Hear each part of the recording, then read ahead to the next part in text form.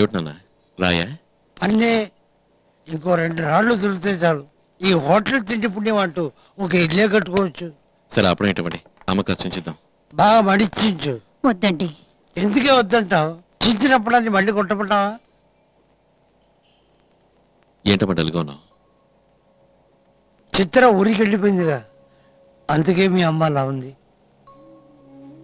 ఆ రోజు మాట్లాడటానికి నేను రమ్మందిగా, శుభవార్త చెప్తుంది అనుకుంటే ఊరు వదిలి వెళ్ళిపోయింది. అందుకేరా.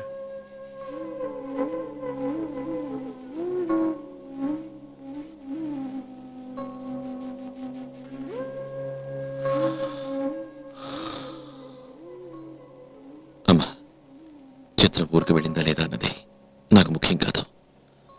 అనవసరంగా నువ్వు దిగులు పడకమ్మా. నాకు నీ ఆరోగ్యమే ముఖ్యం. ఎంత మంచి మనసురా నీది. ఆ దేవుడిది ఒట్టి రాతి గుండె.